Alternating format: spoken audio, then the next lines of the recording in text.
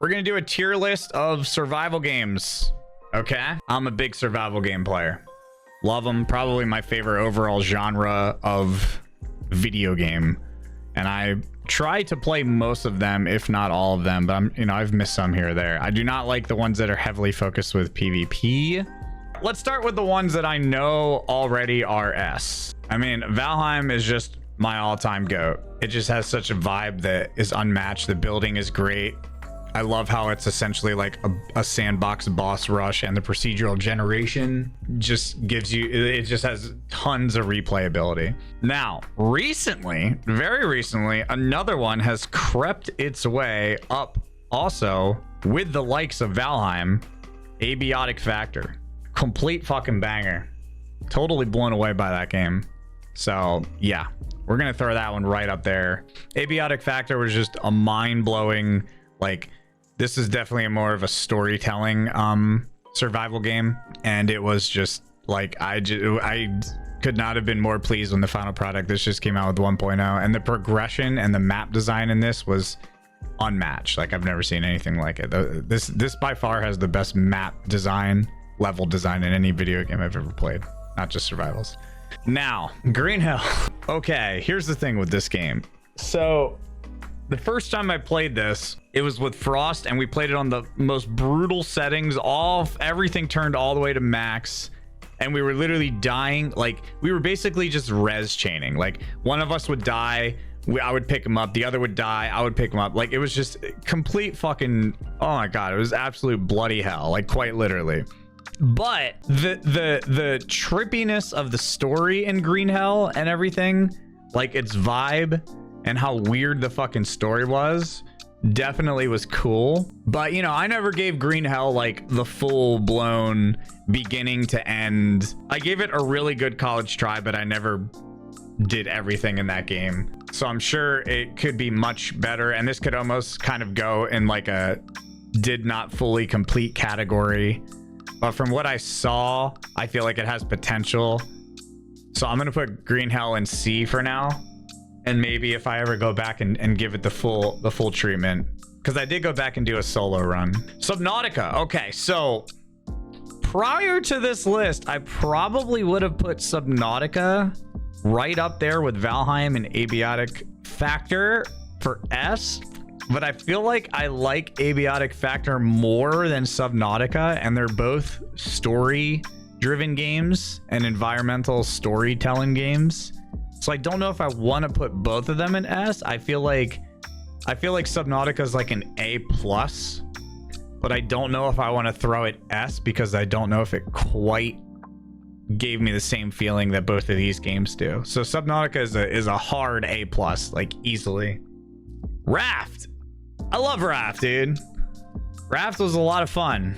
I like how it was a survival game on water, and you basically build like a yacht essentially, like, because we built like a huge hotel on the water. But I do like how the building you weren't confined to a specific area. You could expand the raft in any direction, and it had a lot of cool survival mechanics in it. And it had, like, I don't know, that Raft was just a very solid survival game. At the end of the day, I would say Raft's either a B or an A. Let's throw it in B for now and go from there. Okay, The Forest. So I think we got to look at The Forest and Sons of the Forest together, right?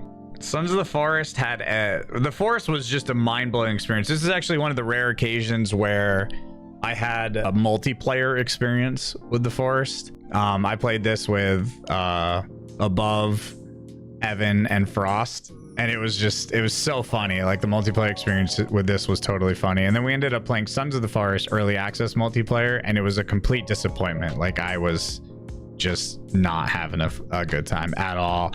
I was very let down. Then I went back and played Sons of the Forest when it was full 1.0, and it was amazing. Huge turnaround. Like, Sons of the Forest ended up being a total banger. Now, I think The Forest is still going to be a higher rated game for me, even though there were things in Sons of the Forest that I did like. So I'm going to say The Forest. Like, bro, this game low-key is goated as fuck. I'm going to put The Forest in A. I think the forest is really good. And then I'm going to put Sons of the Forest.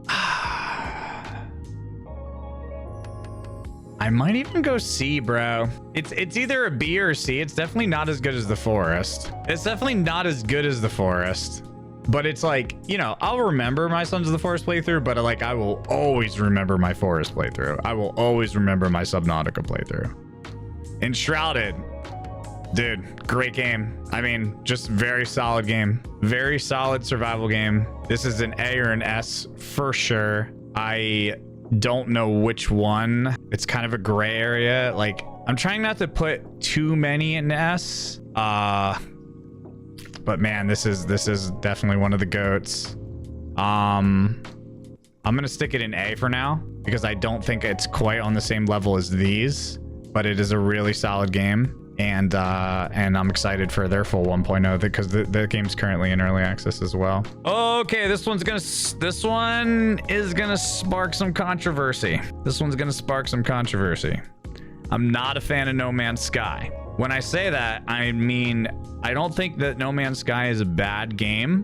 I'm looking past No Man's Sky's launch, which I did play the game at launch and I grinded it nonstop at launch on my fucking Switch. I just think, like, I've given No Man's Sky like 3 really solid tries, right? One at launch, another here on stream when I was looking for like a planet, and then another when I wanted to go back and revisit it and do some building. Like, I'm just going to consider that 3 solid tries. I appreciate the scope of this game. I appreciate its ambition, but I feel like most of this game's excitement lies in the universe, in the like procedurally generated universe and solar system hopping and looking for planets. And then once you find that planet, I feel like none of the other mechanics in the game are interesting enough to keep me intrigued. And you also, like, once you visit enough planets in this game, you've kind of seen everything. Like, you get the general idea of like how grass is going to look and how animals are going to be generated and how trees are going to be generated. And it kind of becomes like you've seen it once, you've seen it all. And it's just a various combination of things that you've already seen. It loses its appeal of mystery, essentially. And then the building in it just wasn't enough for me to like love it. And I don't know, there's just something about this game for me that is just a miss. And I don't know exactly what it is. And I hate that I don't love it, but I just don't love it. So for me, this game is like, I mean, my interests put this game at the bottom, but I appreciate what they're trying to do. So I'm going to just meet in the middle here and throw it a C. And I know people are going to disagree with that because I know a lot of people really like this game, but I'm just going to throw it in the middle to just meet somewhere in the middle. Ark. Okay. Ark. Oh, ugh, this game was jank as fuck. That's the first word that comes to my mind with Ark, dude. Holy jank.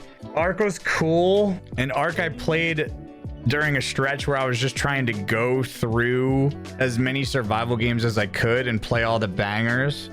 But man, Ark just had so many issues. Like, Ark just had so many systems in it that just were fucking crazy weird unless you like tweak the shit out of them. And Ark also brought some like weird people into my chat. Ark's community was low-key kind of toxic to me a little bit. When I played Ark, that was probably the most toxic my chat has ever been outside of like Destiny. And you might say, why? It's a survival game. Because Ark has servers that are PvP, and people kept coming in and being like, what's the point of all this? Why are you building all this? There's like, why are you even playing this game? There's no threat. What's the point if you're not going to protect your base from raids? I'm like, dude, you don't have to play this game PvP. Like, you can play this game solo server. And they're like, what's the point? And I'm like, it's a survival game. Like, why are you so concerned with how, like why do you care so much? I'm playing my own solo world. Like, dude, it got really weird. Like, people are really weird about how I was playing the game. So I think Ark is going to be the first D, just because there was just so many things that were like, I don't know, dude, the PvP players in this community just like put a sour taste in my mouth. Terraria, dude, I mean, Complete banger. I mean, must I even say? I think that's another S, bro. Like, that shit was insane. When I finished Terraria, I was legit depressed, and I did another playthrough immediately after on like a jacked up difficulty. We did the Calamity mod, and then after that, I did a third playthrough, which we didn't finish all the way. We did fucking the Hell mod, whatever the fuck that was. We did Calamity, and then we did another one. So yeah, this shit, I just wanted more and more and more and more. This game was insane. I'll always remember Terraria. That shit was straight goated. All right, Minecraft. I will always remember this game. Total banger. The building, obviously, nothing beats it. But I don't know if I put Minecraft on the same level as Abiotic Factor, Valheim, and Terraria for me. Valheim was also something that I just played because everyone was telling me to play it, but then I ended up loving it. So I think Minecraft is a solid A for me. But this shit is nuts. This shit is definitely nuts. Coreke Keeper, dude. I love Coreke Keeper. Dude, I feel like there's gonna be so many that I put in S and A, bro. Because like Coreke Keeper is another one. So Coreke Keeper is what got me to play Terraria. Because so when I played Stardew, I wanted another game like Stardew, and I was looking at Coreke Keeper and I was like, oh, this kind of looks like Stardew. So I decided to play Coreke Keeper. And then everyone in chat was like, once I started playing it too, I was like, okay, this isn't actually like Stardew at all. This is very different. Like this plays much more like a survival game, which it is. And then everyone was like, this game is actually much closer to Terraria. So Coreke Keeper got me to play Terraria. Now, I think Coreke Keeper is another strong A. Like, it was so goated. But I don't know if I want to put it up here with Terraria. So let's leave it there. All right. Grounded and Grounded 2. Grounded 2 is tough because it's early access. So, like, this one's a little bit unfair. I think Grounded is a GOAT. I think Grounded is an A or a B. Dude, this is so tough. Like, I feel like we need more, like, we need to balance this out. Hold on. We're going to come back to Grounded. We need to balance this out. All right, where is it? Mines of Moria, bro. I'm sorry, but like, Return to Moria, this game was just not it. Like, like I've continued playing it because it was something to grind, right? But it was just such a disappointment because it basically felt like they used Lord of the Rings for a bag, and then they just kept everything underground in confined tile-based mine system. Like the whole game was just like a tile system, like an ARPG. And the final boss was one of the most disappointing things I've ever fucking experienced. Like, I was so like the whole boss fight, the final boss was literally a dragon, which I'm like, oh cool, you know, maybe it'll redeem itself at the end here. And then it was, the whole fight was you just had to break these pillars and like drop the ceiling on it, and then that was it. Like, you never actually fight it. It was I was so upset. So like that's gonna be our first F. Another F. I'm gonna put Soul Mask there, dude. Soul Mask was just, I don't know. I just remember playing it and I was like, I don't know, man. This game seems kind of like it was early access. Yeah, so I don't know. Soul Mask was early access. There wasn't much in it. Once Human, the game that doesn't know what it wants to be. The game that has made so many sus decisions, and I burnt myself out in early access. And it was a really cool idea, and it was ambitious in design. But I think ultimately this game, if I'm honest with myself, this game was kind of a fail. At least in terms of what it wanted to be. It just ended up being not it. I think we're not gonna put it in F. We're not gonna put it in F, but we'll put it down in D. Like, I don't know what they ended up doing with this game. All right, Altars. Okay, this one's interesting because I think this game is a banger, right? But it's, for me personally, it's just too much chatting. There was way too much talking in that game for me, so it just wasn't my survival game. So like, I think this one is more like, it was so cool though. Like, oh man, there's just so much fucking talking in that game, and I guess that's part of the game. But whenever you went out and you did the exploring and you did the mining and you did all that stuff, it was so fun. Like, the gameplay was fun. And this was also like a survival management game. Like, there was a lot of like management systems in it, like simulation management. So I do think that this one is like because it is really cool and it's really weird, and I like the premise and the story and all that. But yeah, I just don't know where I want to put Grounded, because I feel like Grounded 2, I feel like there's a lot of improvements over Grounded 1, but it is early access. I think we can throw it into B. And I think Grounded 1, dude, this was such a good game. I think Grounded 1 we throw in A. It's either this or we move them both down one. But I do like Grounded. See, then I gotta ask myself this: do I put Grounded on the same level as Subnautica? I don't, bro. That's the thing.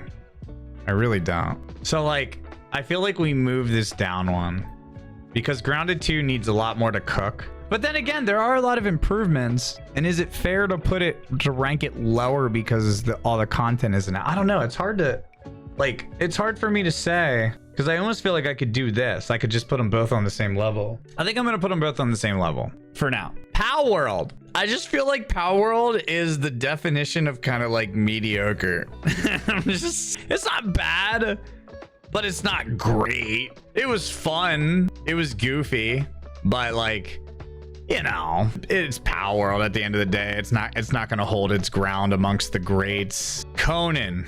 Oh boy, another just jank fest. Dude, I just kind of grouped this in with Ark, to be honest. Conan was fucking jank. Just jank C. And I almost quit, you know? I think Conan was better than Ark, probably. Once again, this game had like so many settings that were just so fucked. And I don't know, it had the thrall system, which was fun to mess with. I'm just trying to think, like, Conan to me just didn't, it was just kind of this fucking jank desert game. I just feel like those two, like Ark and Conan, they just didn't blow up. But then again, I'm over here putting Conan below Green Hell and No Man's Sky. What? That's actually kind of fucked. Dude, honestly, bro, dude, I'm gonna do it. I'm gonna do it. I'm fucking dragging No Man's Sky down to D, bro. I'm dragging it down, bro. I'm dragging it down. All right, Dune. Oh, man. Such a banger until you get to the bullshit. Definitely around here. Like, it's definitely a banger. But too much there's too much sand. But the fucking PvP just fucking ruins that shit. It just got so annoying, man. Like, I just wish that there were PvE servers, and I would like it so much more. Yeah, like I think the PvP just straight up just ruined this game. Tribes of Midgard. I love this game.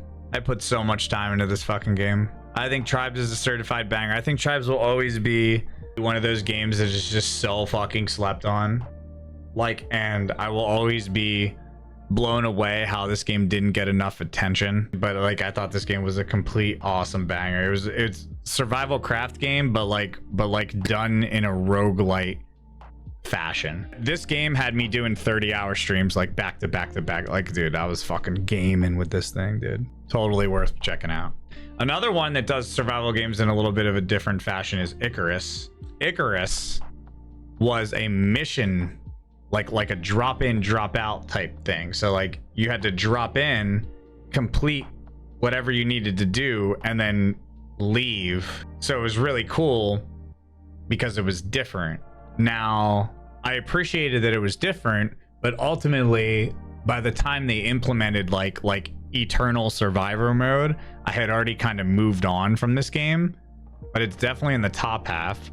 So I think right around here is probably a pretty good spot for Icarus. Smalland. I just don't have enough time in Smalland to really make huge. Like, it was fun when I played it. Like, I don't think it's a bad game. I don't think it's like one of the greats from what I remember playing it, but it did have some cool systems. Like, it did have a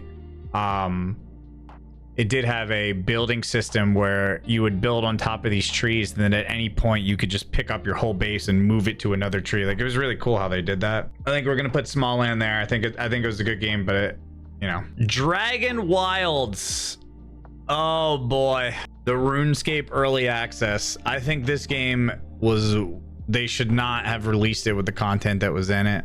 I think they should have let this one cook, because the problem with this game for me personally is like there's just was not enough content. Like I know it's early access, but you dropped in and you're dicking around, you're playing around with the world, and then you're like, okay, let's go do this main objective, and then it literally feels like you like finally make some progression, and then it's just done. Like, it's just like, oh, that's all we have now. And it's like, dude, you should have let this thing fucking, like, you could literally not know anything about this game and beeline the main quest and beat it in like 5 hours. Like, I'm not even kidding. Like, you could just do everything within a couple of hours, it felt like. So it's hard for me to not be biased. And there were some really annoying bugs and shit in the game, but it is early access, so you got to remember that. But I think this, oh man, this had some cool shit in it, but I think once again, as it stands right now, I think we go ahead and we throw this in this category. It's either B or C. Like, a part of me does want to put it up here because it was really fun. I think for now we throw it here and move on. V Rising, banger, total banger. I think that's an easy A. I don't think we throw it up with the goats, but I think it's an easy A. Very unique game, very cool, very awesome vibe, cool fucking castle building. I like the camera angle. Yeah, fucking sick. Definitely recommend. Difficulty in this game too, for sure. Nightingale. I think Nightingale was a little bit of a miss. Definitely. I think it had a cool idea. I just don't think it's something that will be remembered at the end of the day. But I also don't think it was a bad game. I think Nightingale is here-ish. Yeah, I think I definitely put it above these. Lego Fortnite. It was a lot of fun. I thought this was really cool. I think this is like a solid B-ish. Because I feel like here is a little criminal because I actually thought this was really cool. I think B-ish is fair for Lego Fortnite. I actually thought it was really well done. Just a fun game is the best way to put it. Nothing crazy. Wasn't trying to do anything crazy. It just was a colorful, just friendly, gamer-friendly survival game to go out and fucking pick shit up and build Legos. That's my explanation of that. Pacific Drive, dude. I mean, yeah, I don't know. I feel like for me personally, this is another along the lines of like C. Just for me, it just didn't stick. You know what I mean? No. I gave this a solid. Nah, bro. Nah, that's crazy.